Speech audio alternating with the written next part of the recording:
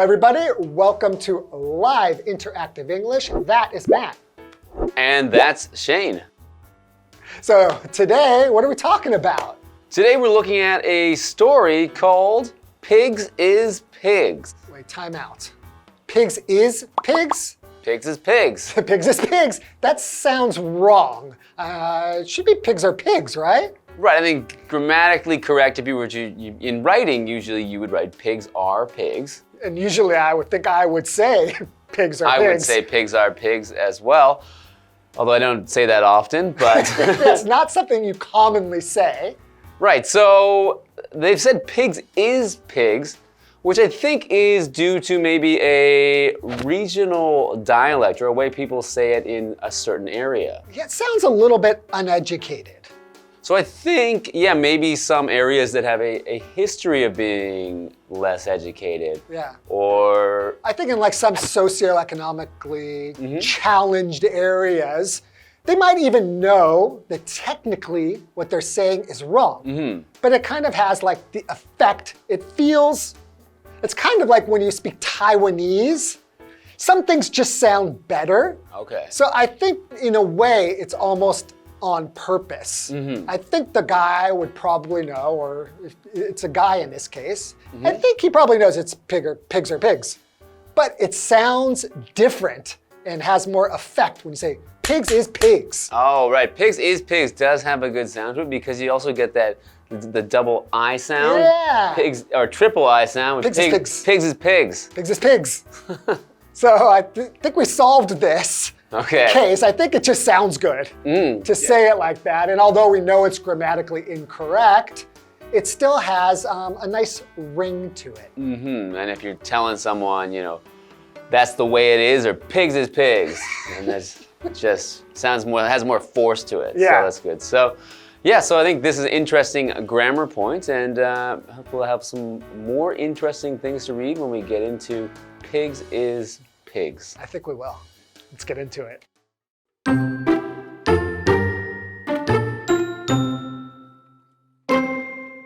Rules is rules, Mr. Morehouse, and Mike Flannery is not going to break them. Flannery, agent of the Interurban Express Company, shouted. Morehouse had come to the express office to pick up a delivery, a box with 2 guinea pigs inside. Company rules stated that the delivery fee for pets was 25 cents each, and the fee for pigs was 30 cents. Morehouse claimed that the guinea pigs were pets. However, Flannery disagreed. He thought that guinea pigs were some kind of foreign breed of pig. In cases like this, employees were told to always charge the higher amount, so Flannery insisted that Morehouse pay 30 cents. Pigs is pigs, Flannery said.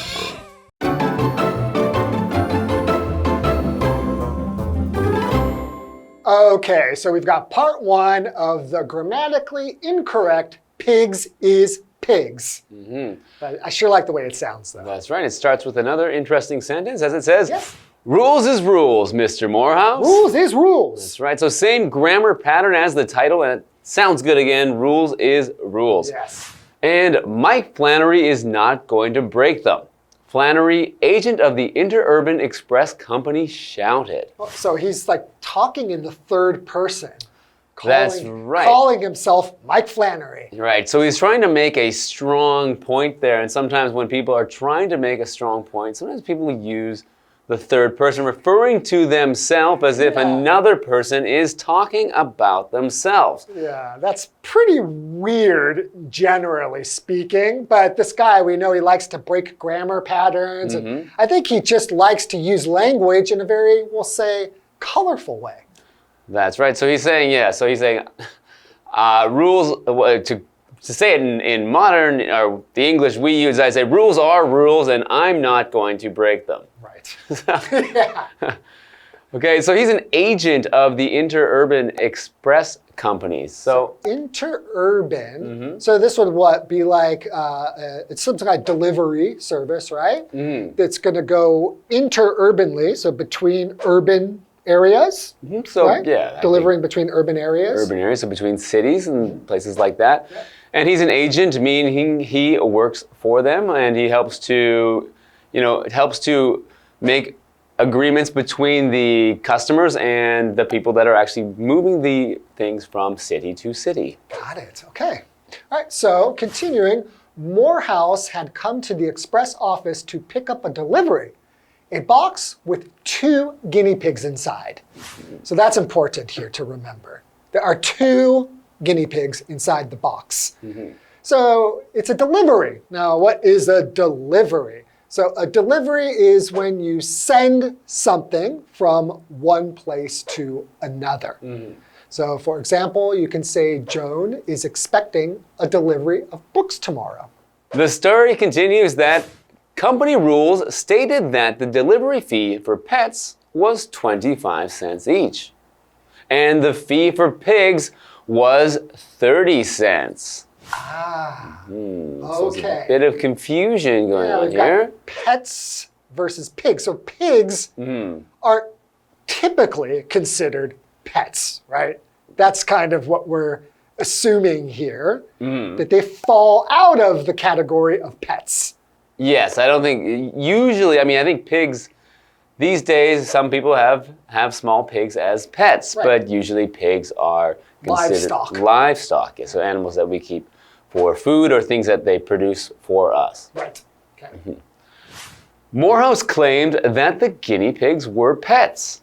However, Flannery disagreed. Okay, so he disagrees. Now, disagree is a verb, and it means the opposite of the word agree. So we had the prefix dis to show that it is not agree.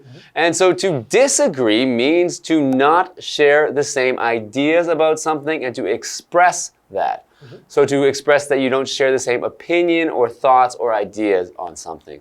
So for example, I disagree with your opinion about the movie. How dare you? Yeah, so maybe he liked it and I thought it was a terrible movie. It was an amazing movie. No. Oh, you don't know what you're talking about. Okay, continuing. He thought that guinea pigs were some kind of foreign breed of pig. Makes logical sense, right? It's called a guinea pig. So I would think, oh, here's a pig that comes from Guinea. Right, a pig from Guinea. Guinea pig, right? A guinea pig, sure, right? In cases like this, employees were told to always charge the higher amount. So Flannery insisted that Morehouse pay 30 cents. Pigs is pigs, Flannery said. Okay, so he wanted to charge 30 cents. So to charge is a verb, meaning to ask for payment in exchange for goods or service. Right. So in this case, he wants to charge money for delivery of these, what he believes are pigs, and are not any kind of pet. They're a pig in name, but not really a pig. Yes. Okay, so for example, how much does the restaurant charge for a coffee and sandwich? So as we mentioned, these pigs are not pigs. Pigs are not pigs. Right, so what are they? Pigs ain't pigs. What are guinea pigs, Shane? So guinea pigs are a kind of pet that's a rodent, yeah? So it's a furry, fluffy, quite cute rodent. Yeah. So kind of like a hamster or... Right, it's usually kept as pets. And they're originally from South America. Oh, interesting. Yeah, so... That's good. I've heard you tell me, actually, that people in South America eat these pets. Yeah, so originally... Will they eat their pets? They might. These might not be pets. I don't know. So originally, the guinea pigs were bred where people, made them what they are now in order to keep them as a source of food. Interesting. So they would eat them. So, maybe Flannery's got a point. All right. Well, why don't we take a break and find out what happens next?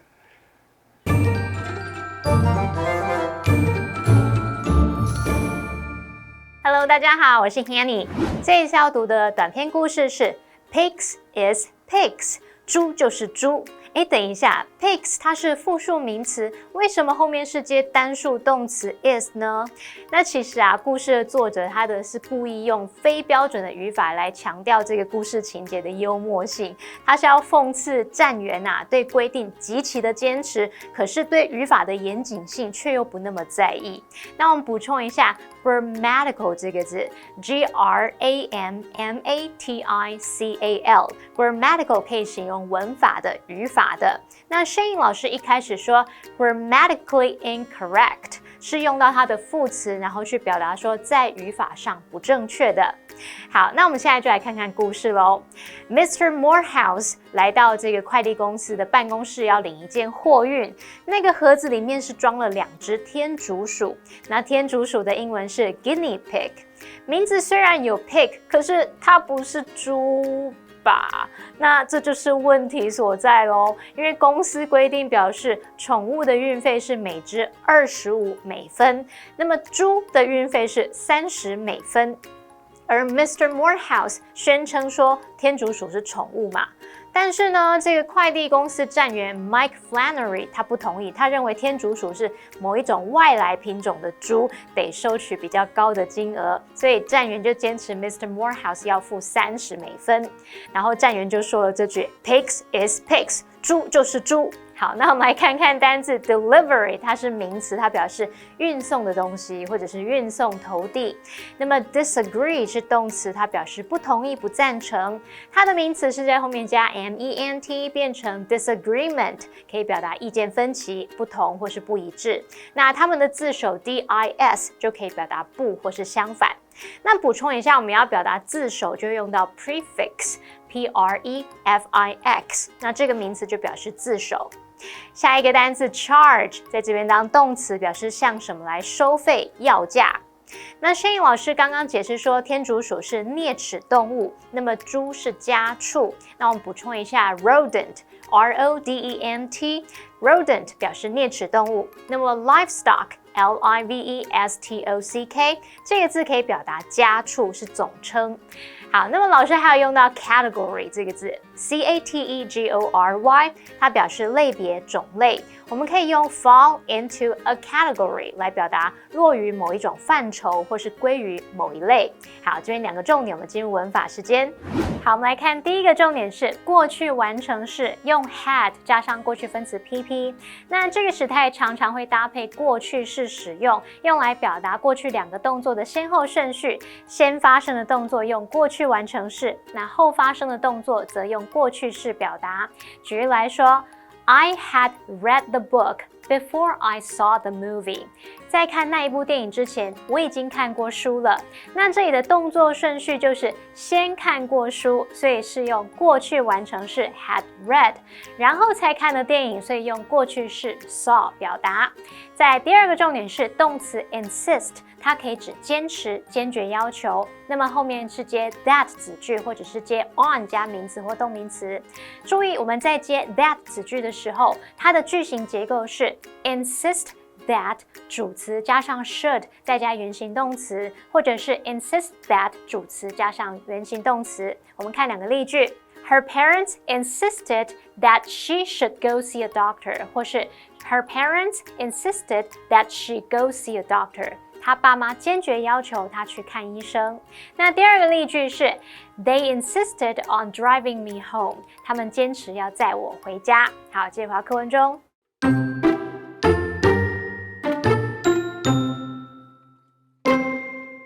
Morehouse returned home in anger. He immediately wrote to the company's president. A week later, he got a letter that told him to contact the claims department. A few weeks later, the claims department instructed him to contact the tariff department. Once he did, the tariff department contacted Flannery to make sure the animals were still alive. Flannery responded that they were doing well, but there were now 8 of them.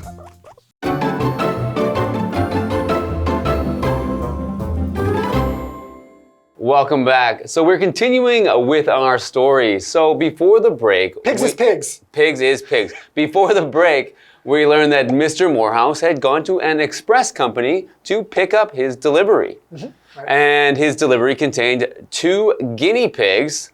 And the agent at the express company said that...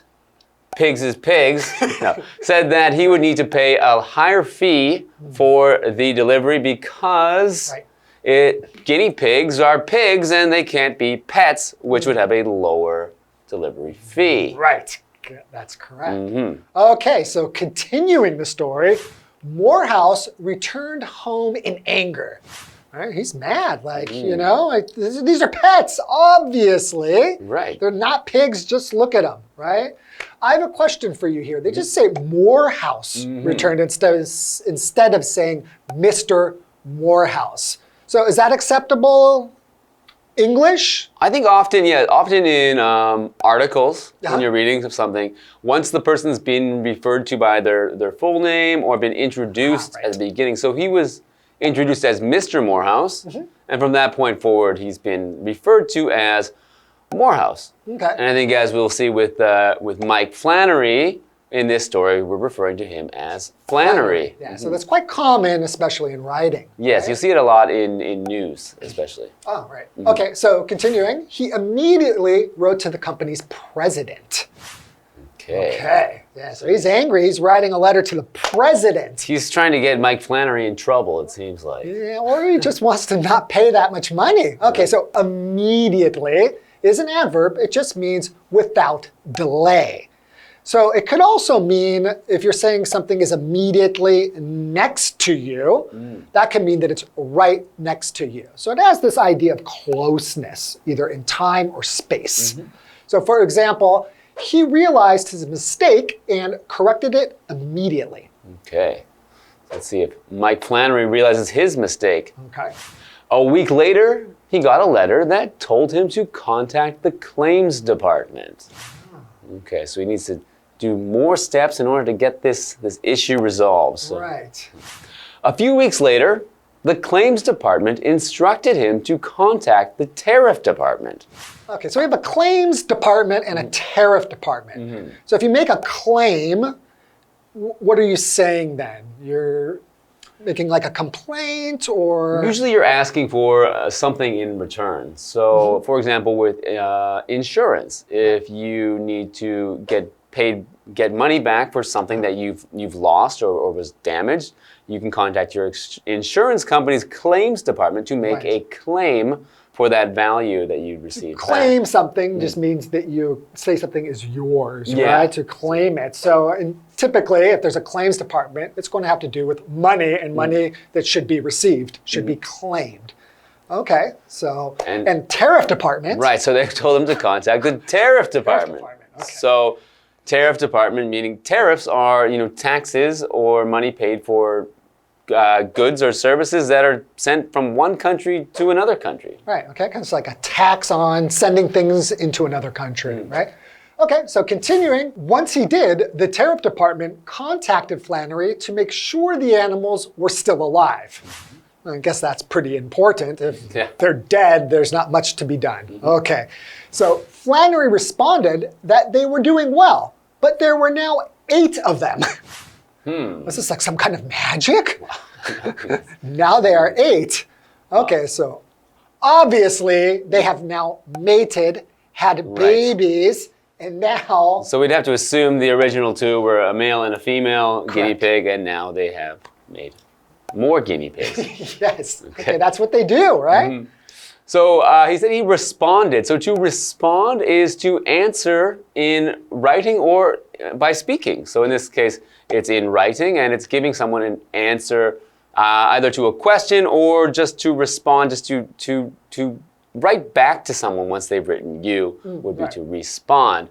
So for example, she didn't respond to my text message. Oh no, you got ghosted? Yeah, it's true. So sad. Okay, well, this is an interesting story. Luckily, we have more to find out what is ultimately going to happen with these guinea pigs and the money. All right, so we'll see you next time. Okay, see ya.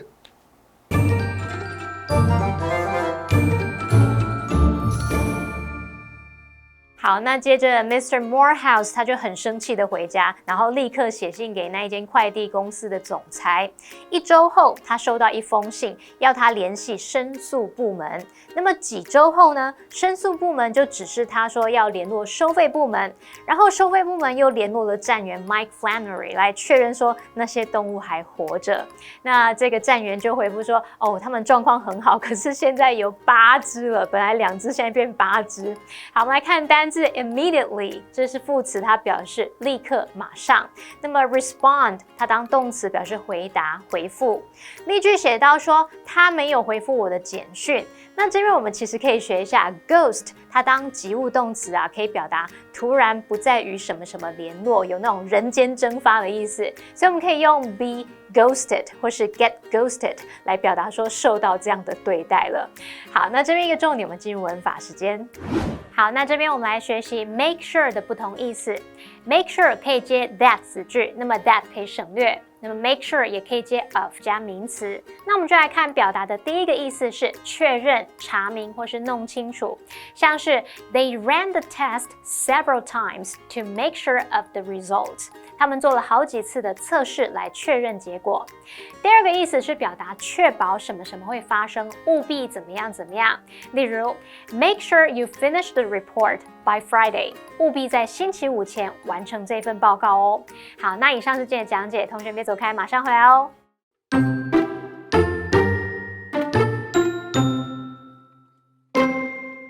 Rules is rules, Mr. Morehouse, and Mike Flannery is not going to break them. Flannery, agent of the Interurban Express Company, shouted. Morehouse had come to the express office to pick up a delivery, a box with 2 guinea pigs inside. Company rules stated that the delivery fee for pets was 25 cents each, and the fee for pigs was 30 cents. Morehouse claimed that the guinea pigs were pets. However, Flannery disagreed. He thought that guinea pigs were some kind of foreign breed of pig. In cases like this, employees were told to always charge the higher amount, so Flannery insisted that Morehouse pay 30 cents. Pigs is pigs, Flannery said. Morehouse returned home in anger. He immediately wrote to the company's president. A week later, he got a letter that told him to contact the claims department. A few weeks later, the claims department instructed him to contact the tariff department. Once he did, the tariff department contacted Flannery to make sure the animals were still alive. Flannery responded that they were doing well, but there were now 8 of them.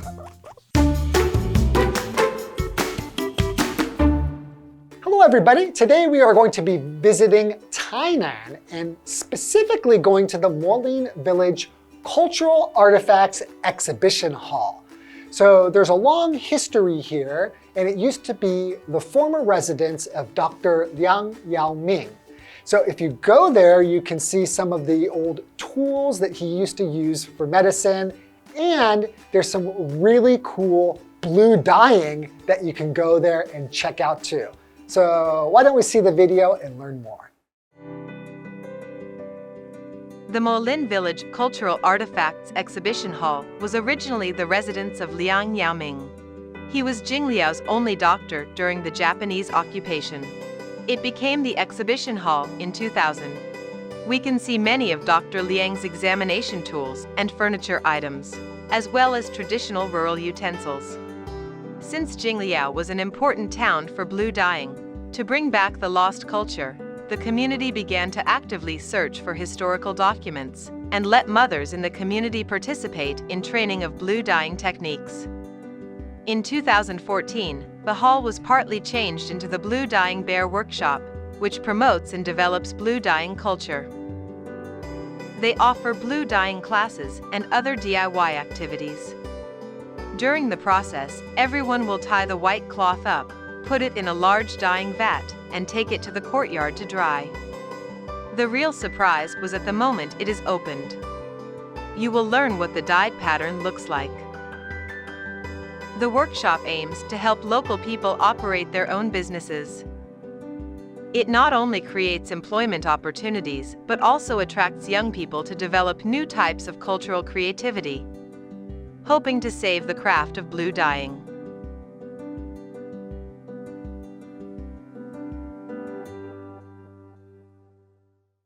Wow, the Mo-Lin Village Cultural Artifacts Exhibition Hall looks like a really interesting place to go and get yourself educated about the history there in the area. In English, that blue dyeing, we will call that tie-dyeing, and we will use different colors, not only blue. So I'm pretty excited to go there and see if maybe I can buy a shirt like that. It looks really cool. Hope you enjoyed the video today, and we'll see you next time.